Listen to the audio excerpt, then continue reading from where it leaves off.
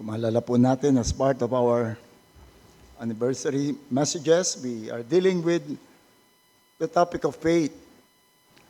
But unlike what was listed in Hebrews chapter 11, where we were given models of faith, persons who demonstrated what should be the model and pattern for us to imitate as we live in faith, ang atin pong ginawa ay yung mga danger of That's okay. Yung ating we started with looking at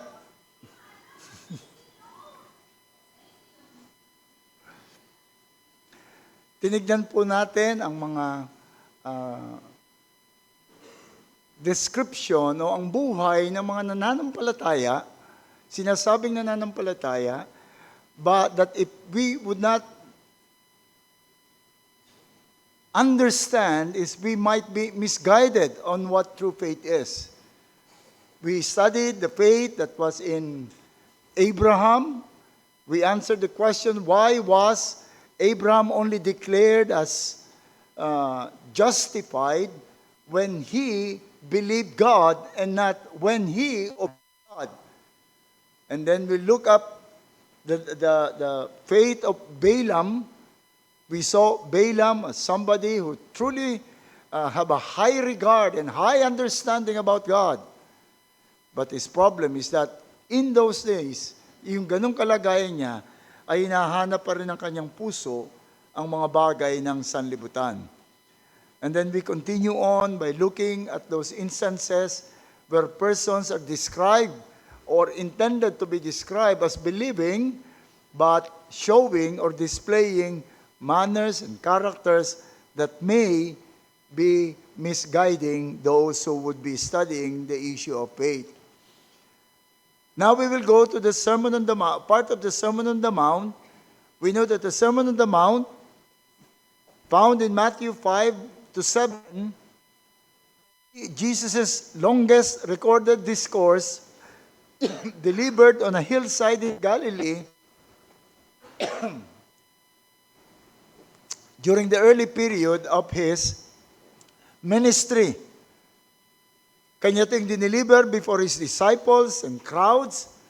The sermon presented a radical vision of life in God's kingdom. It begins with a beatitude. It redefines righteousness beyond external law-keeping, looking at the intent of the heart, and teaches practical, followed by a practical disciplines like prayer, forgiveness, trust in God.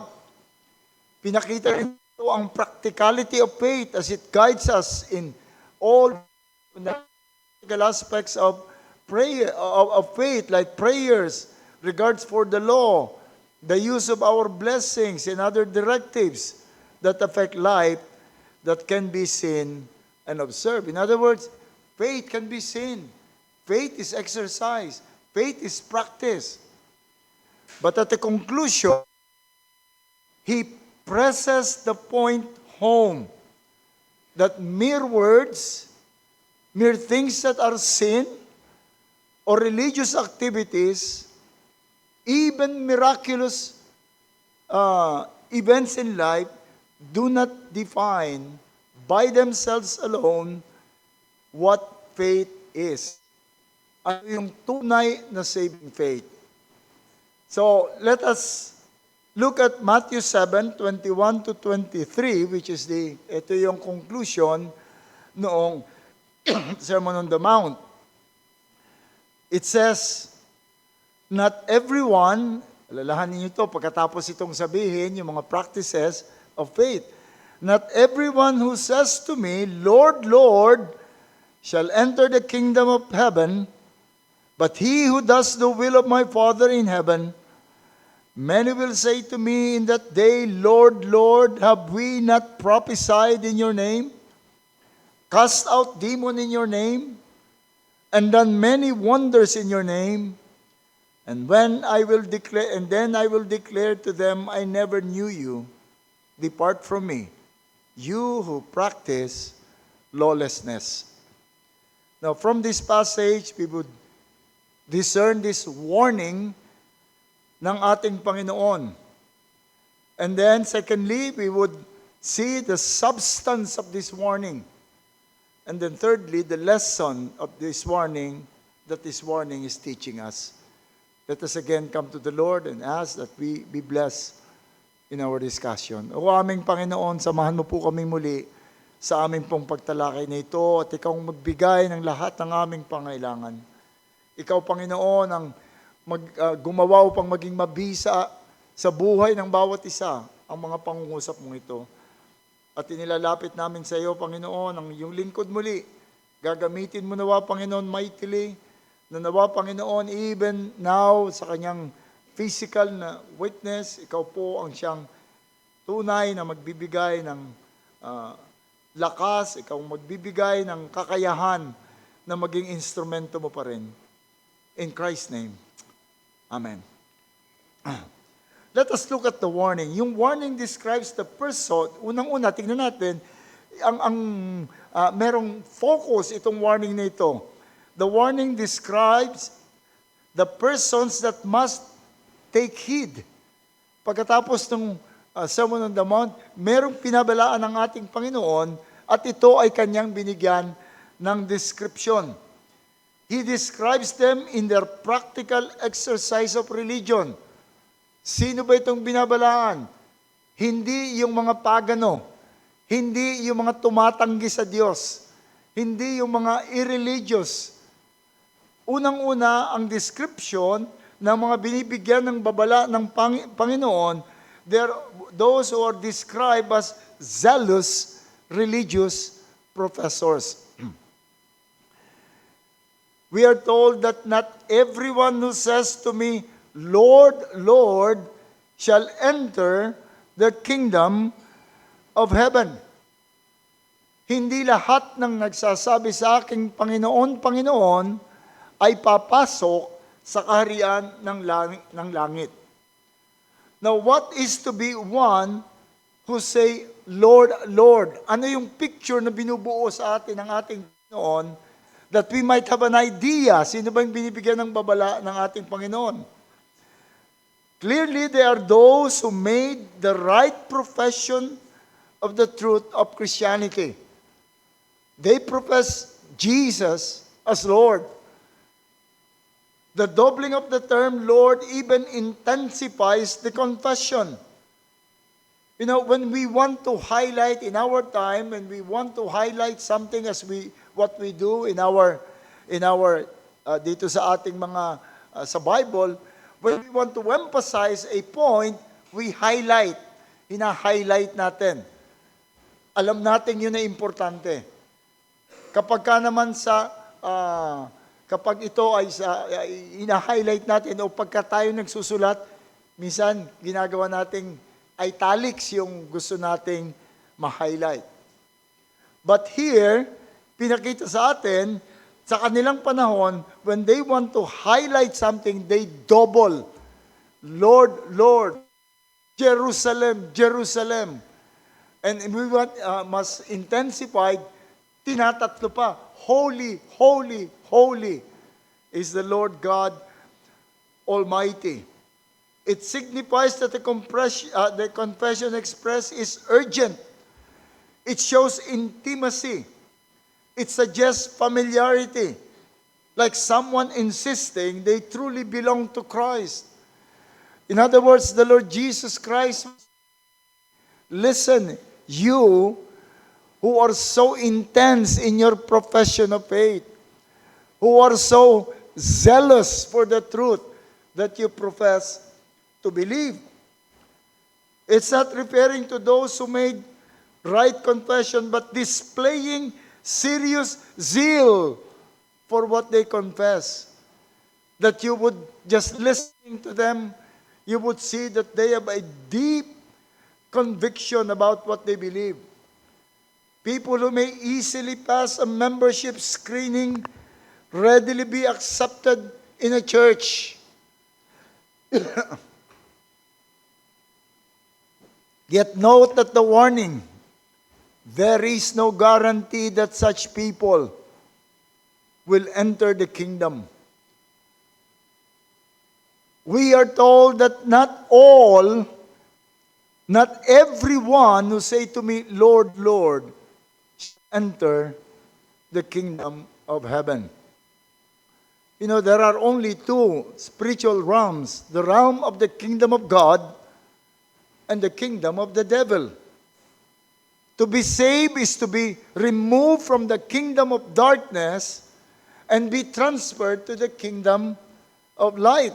That's what the Apostle Paul said to the Colossians, that he has delivered us from the domain of darkness and transferred us to the kingdom of his beloved Son, in whom we have redemption and forgiveness of sins. To be in the kingdom of heaven is to be in the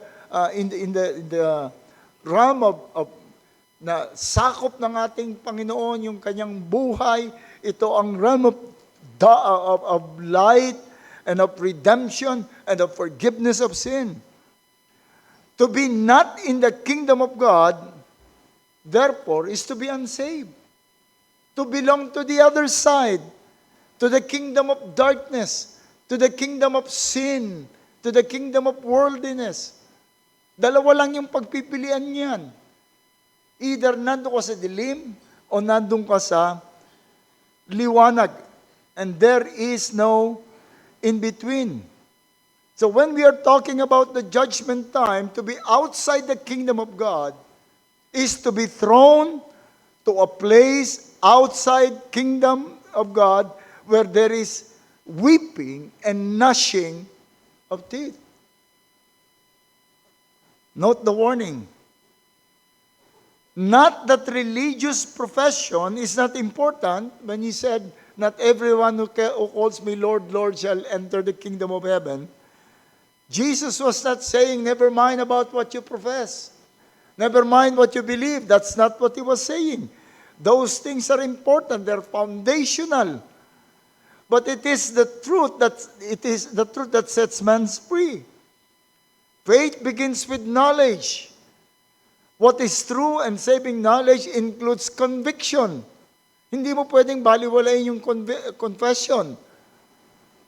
But the warning tells us that mere profession, even zealous profession, even intimate profession, is not a guarantee of entrance that you have entered the kingdom of heaven. Not everyone who says to me, Lord, Lord, shall enter the kingdom of heaven. Not even an intensified profession is a guarantee. And then we are brought to another scenario, but obviously referring to the same person because the term again used is description is those who would say to me, Lord, Lord. But this time, yung lugar ay iba naman. Ito naman ay during time of judgment. Jesus, we are brought to another scenario involving another description, moral and religious performers. Here Jesus here gave us a glimpse of the judgment. Many will say to me in that day, Lord, Lord, have we not prophesied in your name, cast out demons in your name, and done many wonders in your name? So they are the religious performers. They face God, they face Jesus Christ in times of judgment. And this is not a parable. What was described by Jesus is not a parable. What may have actually, or it may actually have occurred already in the past, or yung ating future judgment, or even now, maaaring ito'y nangyayari. That people are appearing before Christ as judge with full confidence that they are part of the kingdom. They are not even described as some coming. Yun lang sabing, some will come to me in this manner, but rather many will come. Many of those who say, Lord, Lord, will come to me, talking about, meaning it's talking about a large percentage of those who profess Christianity. On Judgment Day, many will come with their resume of performance. Yung kanilang mga ginawa to perform in Christianity. On Judgment Day, many will come with this resume, maybe describing those who are truly having right profession and performing right activity. Talagang tama yung profession nila. Kasi walang pinuna ang Panginoon na mali yung profession nila, mali yung kanilang ginawa. And this may even be the same persons, I'm sure it is the same person described in verse 21, who are so intense in their life about their profession, so deep in their zeal about their profession, and then here comes, now they are standing before Christ, still having that zeal, that thorough belief, that they're okay with God, approaching God, telling Him again, Lord, Lord. But notice the response of the Lord. I never knew you. Depart from me. These religious performers was driven away by the Lord. I never knew you. Jesus did not even say, I barely knew you, or I do not thoroughly know you, but I never knew you. Not while you were prophesying as you have recited. Not while you were making great miracles. I really do not know you. I was not with you. We were not connected even in those days. You made the right profession. You grew in knowledge and spent much effort to do things for what you believe to be true.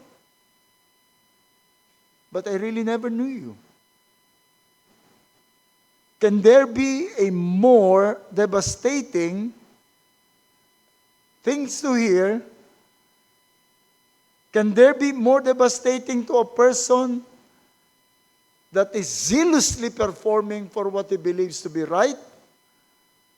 To hear the Lord say, I never knew you. Yet these descriptions, mga zealous sa profession of faith, and those who are zealous in their performance, fit perfectly dun sa ating mga modern Christians and churches. We can find so many good professors and good performers dito sa ating modern Christianity. You know, when I was making this, I was even thinking solely of Reformed Baptists, without saying that they are the only ones that fit this description.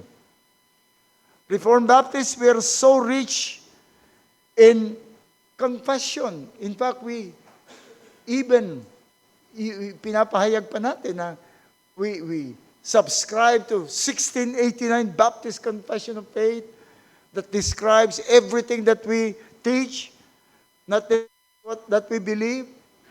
We are flooded with books written by our own people and taken from other denominations. We have so many seminars, we conducted so many seminars and conferences. We would truly say that we are so zealous for what is true. We are rich in performance. We believe in the regulative principle of Scripture when we only introduce in our worship that which is prescribed or commanded by the Lord in His word, in His book. Rich in performance. Long preaching. Alam niyo ba, tayo na lang natitirang nangangaral ng more than 1 hour, which hindi naman laging dapat, hindi laging asset yon, but meaning, we truly perform. We perform. We have a careful approach to ordinances. Hanggang ngayon, pinagtatalunan pa yung, ano ba, dapat weekly ang prayer, weekly ang Lord's Supper, o monthly ba yan, o yearly? Kailangan ba unleavened bread? Kailangan ba wine? We are careful about our performance. Gusto natin makita na talagang tayo ay merong magandang ipinamumuhay at pinakikita. If you would look at the ratio of the AM and PM worship, it's almost pareho. The same person who attends the morning worship is the same person who attends the evening. Sabihin talagang we value performance. We sponsor camps and seminars and conferences. Having prayer meeting, kahit yung ibang mga churches na hirap mag-schedule ng prayer meeting, sisingit yan kahit Sunday. Ilalagay ng prayer meeting. How many of us will someday appear before Christ? How many of these performers among us? How many of these professors among us will someday appear before Christ to be told, I never knew you. You are not to enter the kingdom. You have never been part of the kingdom. We may not feel that we are threatened by this warning because we are performers. We are professors. This must be sober up those who rest in their securities. Dapat itong warning din na ito, makapag-isip-isip ang lahat na namamahinga doon sa kanilang securities, na ang kanilang pinagtitignan is having the right profession and practice of religion and conviction. Well, what's wrong with me? Wala akong heretical na pinaniniwalaan. What could be wrong with us as a church? Pag inobserba mo, pasado kami. What could be wrong with me as a pastor or as members of this church? Maaring itong dapat makapagtulak sa atin na mag-isip-isip. That to be saved is more than those things. It's more than merely profession, more than merely performance. That there will be a time when we will be judged not merely by other professors, not merely by other performers, not only by the world or by the criticism of our other brethren, but by Christ Himself, by God Himself. Itong magbigay sa atin dapat ng takot upang tayo ay maghanap ng tunay na batayan ng ating pananampalataya. And so secondly, let us look at the substance of this warning that we might see kung bakit ito ay must be taken seriously. Those who make the right profession, those who profess zealously, but were rejected, were described as not doing the will of God. Not everyone who says to me, Lord, Lord, shall enter the kingdom of God, heaven, but he who does the will of my Father. Meaning you can make the right profession, but if you are not, your life is not a life that can be described as doing the will of the Father, you're not to enter the kingdom. They profess the truth of God, but their hearts is not going along the will of the Father. Heart is not yung kanyang heart is not in search of the will of God in order to do it. Not talking of those who are openly defying. Hindi pag-usapan dito, yung mga openly defying na, etong gusto ng Panginoon, etong gagawin ko sa lungat. Ayaw ko niyang kalooban ng Panginoon, etong gagawin ko. Minsan may ganong tao na talagang sinasadya niya na kung anong gusto ng Diyos, hindi yun ang aking gagawin. It may not be talking about those people openly defying and violating the will of God. People who may, from the outside, living as if they're godly, but unmindful, indifferent to whether their life or even their profession or their ministry is in harmony with the will of God and is done in obedience to God. Maybe living moral life, a life in conformity with the moral standard of God, but not driven and motivated by obedience. But how can any person profess what is right, live what is right, but still guilty of not doing the will of God? Is it possible? Kahit anong observation mo sa tao, talagang lahat ng ginagawa niya, wala ka ma-pinpoint na siya ay nagba-violate ng will of God. How can that person still be judged as not doing the will of God? God's will can only be acceptable to God if done in conscious obedience. Your life is not according to the will of God. You are not doing the will of God just because your life seems to be in conformity with what the Lord wants. Your life can only be said to be living according to the will of God when you consciously direct your life, when you consciously live your life in obedience to the will of God. That you can say, I'm doing this because this is what God wants me to do. That you're in search of what the Lord's will is. And that you'll do it. It will not be a perfect performance. But it must be motivated and founded on the knowledge of the will of God. Because anything that is not of faith is sin.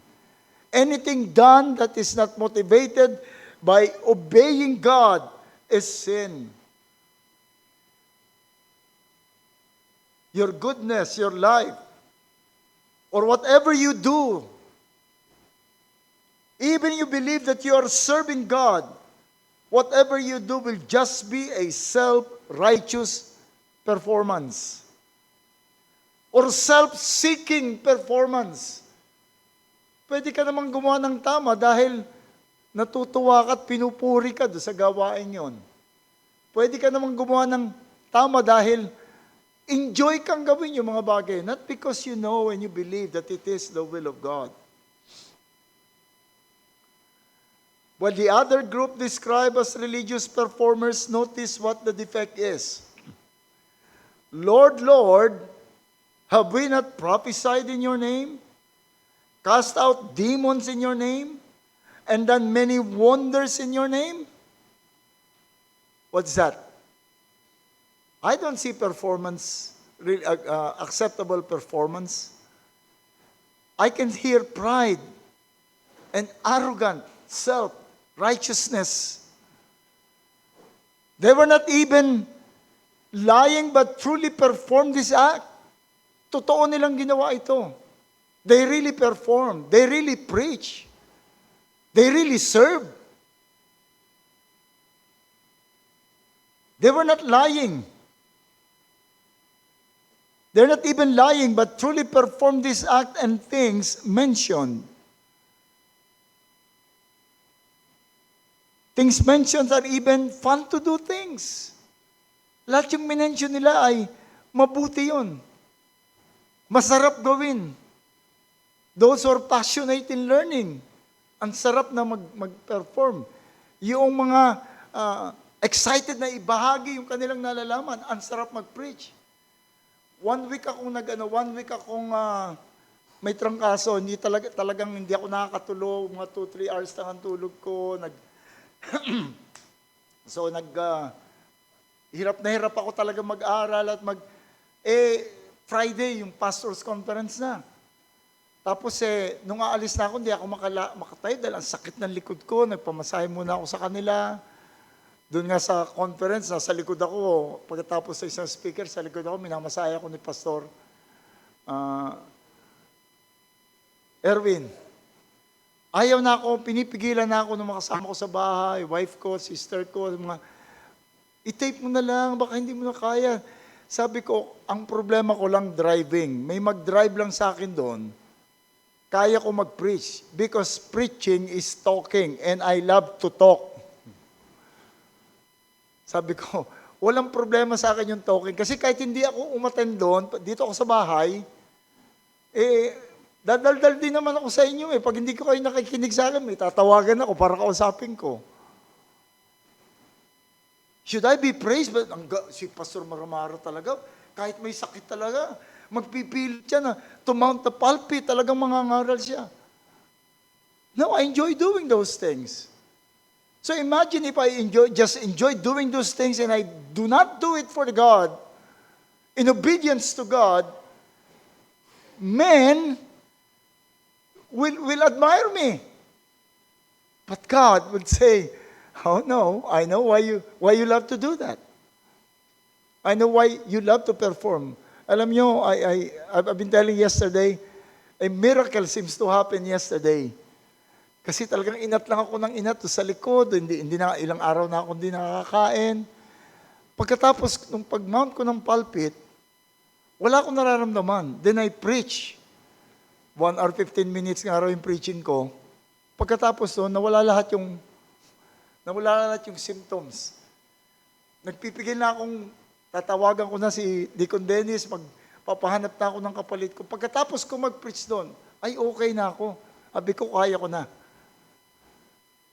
Kaya ko na. I enjoy those things.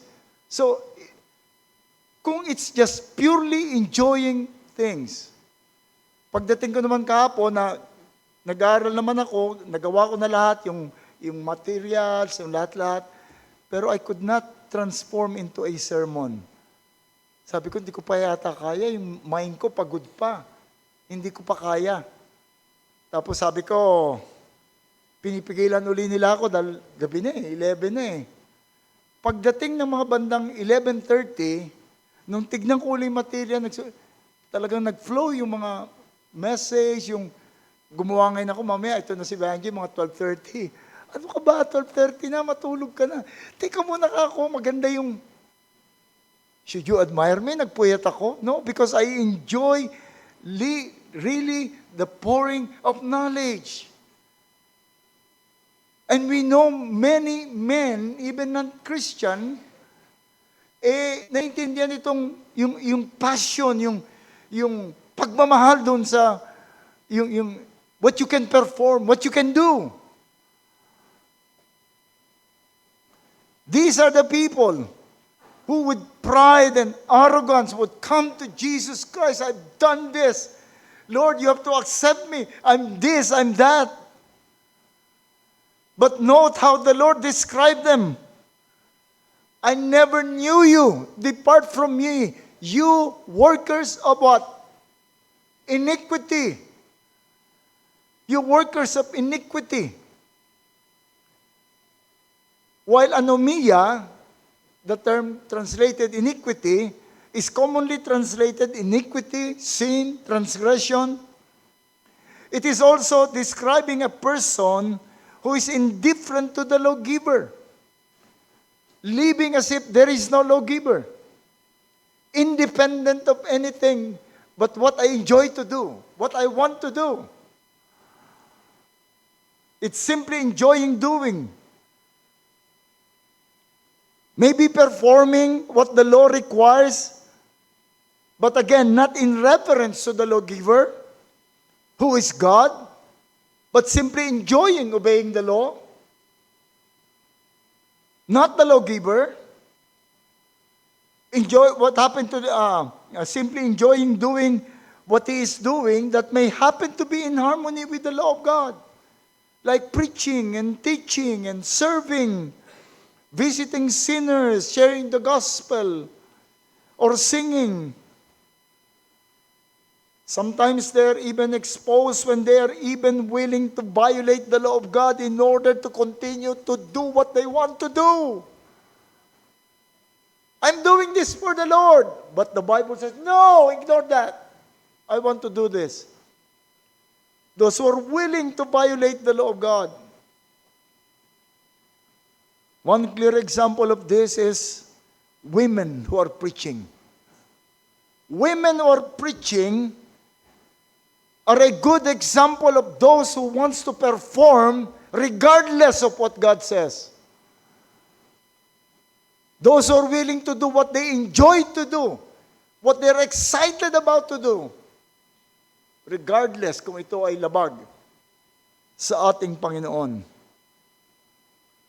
Or those who just enjoy establishing churches, going around, even if he's not qualified, even if his character is questionable, but he believes that I'm doing this for the Lord.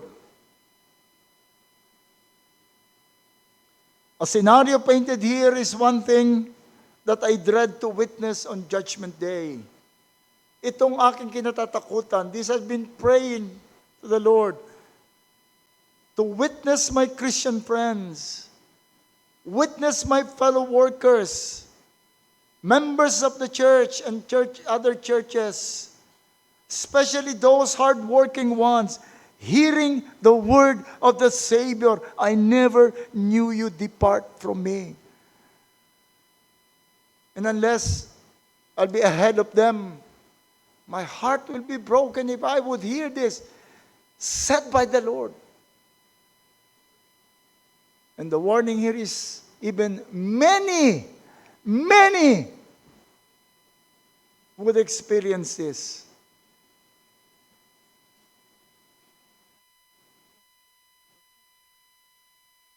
So these are professors of faith, performers of religion that will not make it in.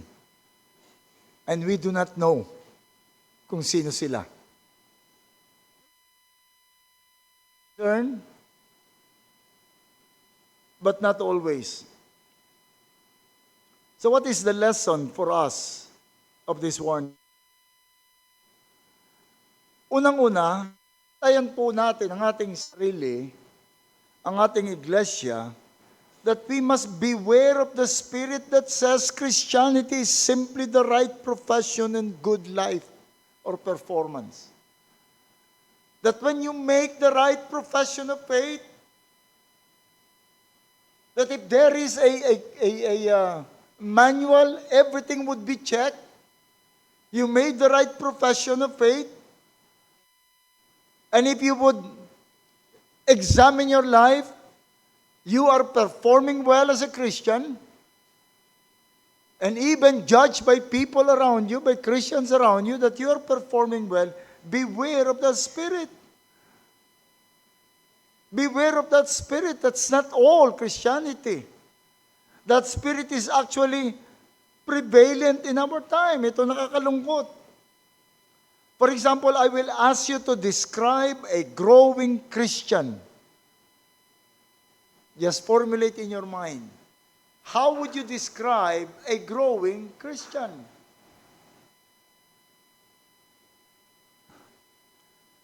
Once ibigan namin hindi nakasama, but I know yung mga naging struggles niya sa kanyang pamilya, sa kanyang mga anak. But nakikita ko kasi sa Facebook niya na mukhang naisama na rin niya finally sa church yung kanyang anak, na nahihiya na nga siyang banggitin sa amin yun. So, Kinumusta ko, sabi ko, kamusta na yung anak mo? Oh, sabi niya ganyan, she's a growing Christian. She has improved a lot. Sabi ko, growing? Paano mo ka ako nasabing growing? Member siya ng choir na. Tapos, involved na siya pati sa DBBS. Naging involved siya ron. Tapos, meron pa silang, may feeding program pa sila. Involved siya ron. Wow! Nag-perform ng marami. But how many of us would agree with her? Na yun ay larawan ng isang growing Christian. Naging active.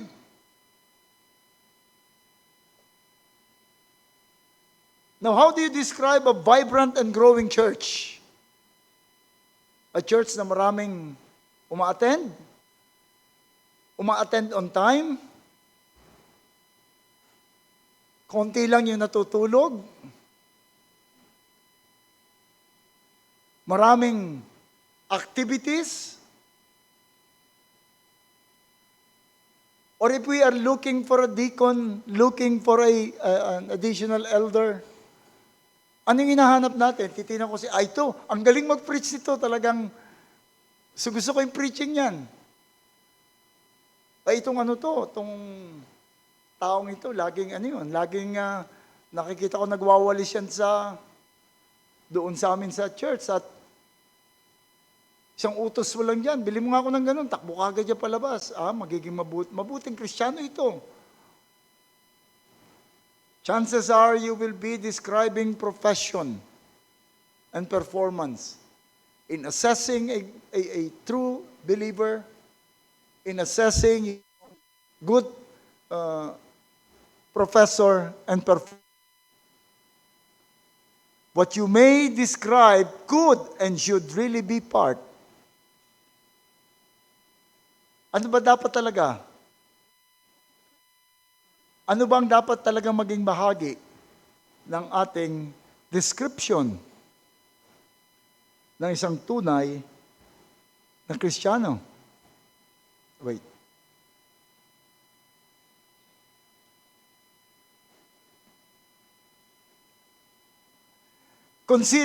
We must consider what Christianity is.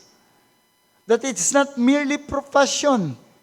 It's not merely confession. All of these are vital parts of what Christianity is. We must consider that redemption is to be reconciled to God. Who needs reconciliation? Ang kailangan ng reconciliation ay yung in conflict or at a distance with one another. What was lost in the fall? What was lost in the fall when our parents, nagrebelde sila, nawala yung kanilang submission to the Lordship of the Lord, of God. They lost the bowing to the Lordship of God. They lost communion with God. They lost that desire to obey God and be in the likeness of God and to exercise the likeness of God. Yun ang nawala. And salvation is a reversal of what was lost in the fall. It means reconciliation with God, having communion with God, worshiping God in spirit and in truth, and be renewed in the image of God. As Colossians 3:10 says, the new man who is renewed in knowledge according to the image of Him who created him. That is to be formed into the likeness of His Son. To be getting closer to God, to know God even more. Not just our profession. The Lord do not even need our performance. Hindi kailangan ng ating Panginoon. He can command myriads of angels to do His task. The Lord can send angels everywhere para gawin yung bagay na, imagine nyo mag-DBBS kayo, puro angels yung teacher ninyo. He can even make the rocks to praise God. Remember what Jesus Christ said? When He was commanded by the Jewish leaders, will you tell your disciples to be quiet? And Jesus said, if they would remain quiet, the rocks will sing glory for me. He was even able to use the donkey. Ginamit niya yung donkey doon sa kanyang gawain. The Lord does not need our performance. True Christianity is to be reconciled to God, to commune with God, and value nothing above obeying and pleasing God. True Christianity is described well in someone. The blessed man who is not walking according to the counsel of the ungodly, not sitting among scoffers, and not standing on the way of sinners, but his delight is in the law of the Lord, and in his law he meditates day and night. That is a reconciled man. Christianity is even be willing to stop the right thing he is doing if that is the will of God, if the will of God so indicates. Lord, I love to do these things. I want to do these things, but I can see that this is not your will for me, so I'll stop.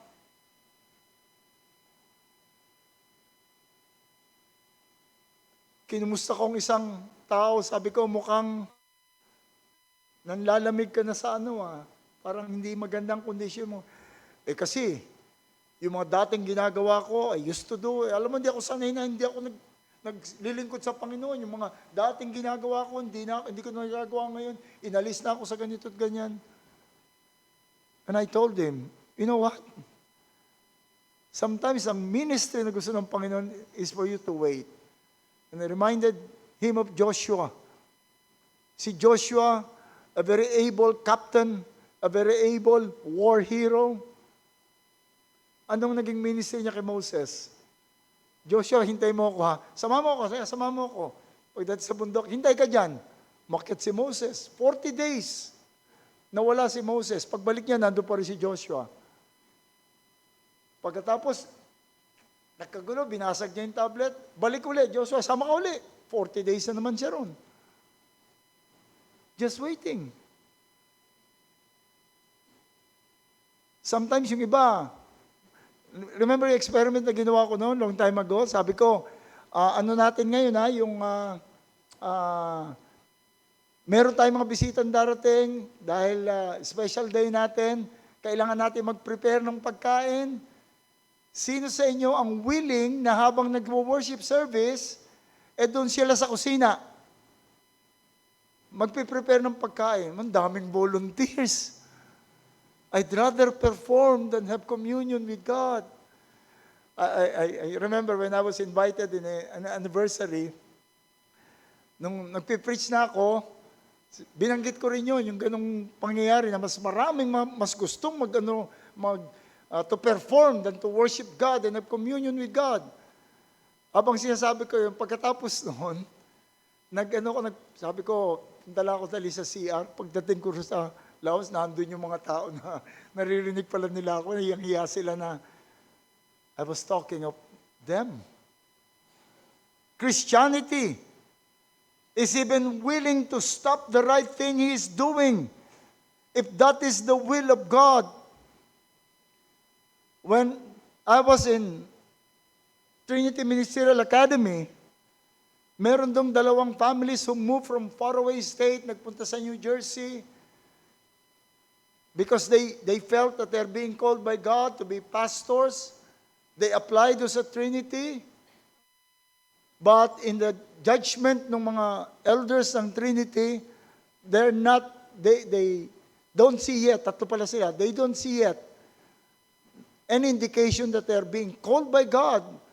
But we love to preach, we love to be pastors. And yet, hindi pa sila ganon. Hindi sila natanggap. Instead of masama ang loob bumalik sa kanilang state, they said, I want to learn how to really discern how the Lord is calling you. They stayed. 2 of them even became deacons of the church. They were unwilling to set aside. They were willing to give up what they believe is that what they want to do, what they believe to be, give them joy in the kind of service that they want to do. They were willing to give up because they believe that the elders were right. It's not the will of God. Compare that to those who are supposed to be stepping down from the pulpit, but refuse to do, even if clearly you are no longer qualified, but would cling to the eldership hanggat kakayanin nila.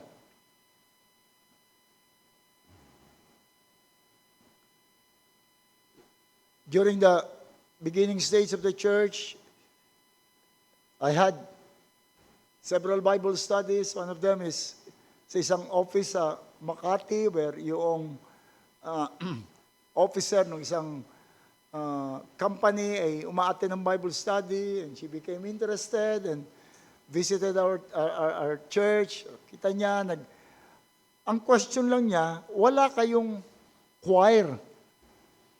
Sabi ko wala. Then I explained the regulative principle. I explained to her na about the worship of God, itong kalooban ng Panginoon, but nevertheless, she stopped attending and said, no. I have a good voice. I want to use this for the Lord. Yes, you can use that for the Lord in some other venue, but not here in the church. Ayaw niya nun. This is what I want to do. And I don't care if that is not the will of the Lord. This is what I want to do.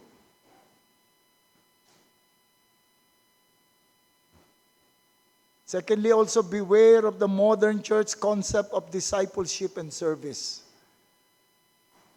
The modern church concept of discipleship and service. Churches make evangelism a recruitment activity. They evangelize to gain more men, to bring more men, to expand the number of the church. Discipleship is becoming a training to perform. When they hear the word discipleship, what they have in mind is train them to perform. Pag sinabing, i-disciple mo na. Make them performers.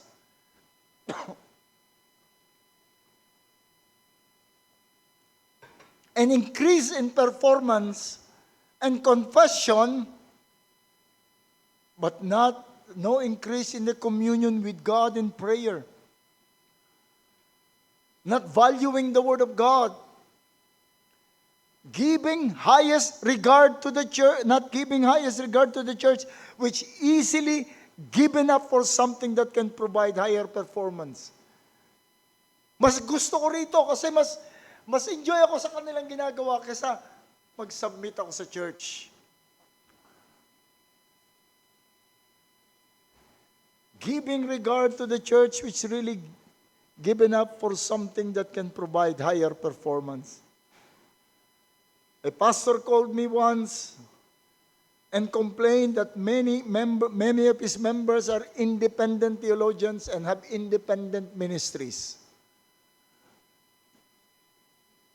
These are the people. I don't care kung ang church ang pillar and foundation of truth.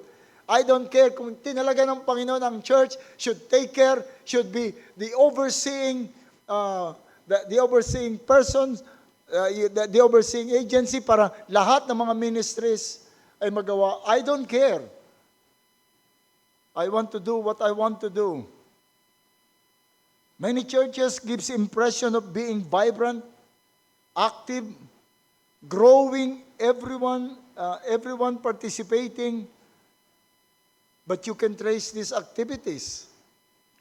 Itong vibrancy nito, you can trace from a strong organization, qualities to a strong education, but you can, or systematic leadership, a good organizer, organizational technique which may not be totally evil but is made substitute for real growth. Hindi po masama lahat yung mga yon. Good leadership, good planning. But that is not the key to make the church grow. Notice even what was emphasized about Christ dito sa ating dun sa ating teksto. Kung titignan po natin, He is in-emphasize dito, pag pinag-aralan yung maigi, hindi lang ito warning, but giving emphasis to who Christ is. That Christ is the Lord of the universe. Hindi po nagpaliwanag si Christ pa sa sinabi niya, many will come to me, Lord, Lord. They should have not called me Lord, Lord. No. They accepted that was right because I'm the Lord of the universe. Everything is given to me by the Father.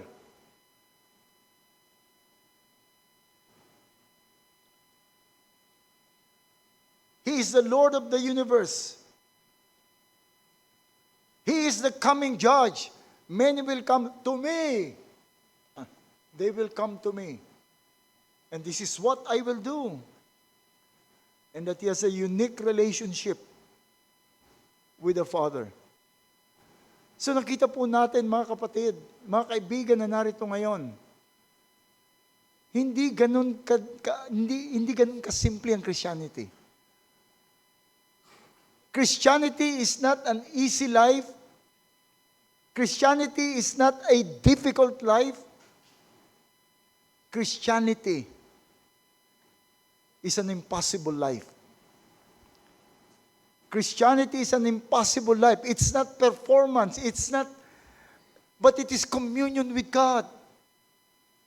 Without communion with God, mawawala ng siglang ating Christianity. Walang buhay ang Christianity. Yung profession of Christianity, I should say. Without that communion with God. Now, you have to invent things para mapasigla. You have to make a good program. You have to get a magandang performance lahat. Dapat gagawin mo lahat. But we need the presence.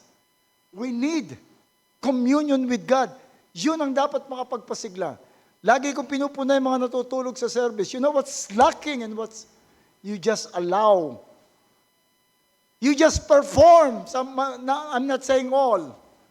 But most of those people are just performing in worship service, not really communing with God. So you just allow those things. As long as I am here, I am not in theaters, I am not in bars, but I am here, I'm performing, it's okay. What you need is communion with God. A daily self-examine. When was the last time you spent time before God, crying out to God, examine me, Lord. Anong area pa ng aking buhay? When was the last time you cried before God and submit the things that you are doing, supposedly for Him, for service? At tinignan mo mga bagay na ito. When was the last time you ever do that? And if ever you have done that, are you still willing to abandon things that the Lord would say, this is not for you?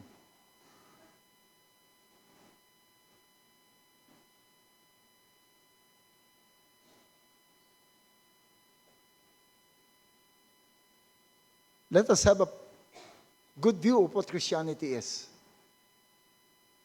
Know what is lacking, and that is communion with God. Yung mga, if you want to help your friends, assess your children, wag mo lang silang ikakahon sa isang performance. Dapat ganito ka, dapat ganito. But you draw them to Christ. You draw them to the Lord. Alam mo, madali lang eh. If I would, if gagamitin lang ng isang leader yung strong hand na talagang maninita at madaling pasunurin ang lahat. Matatakot sila.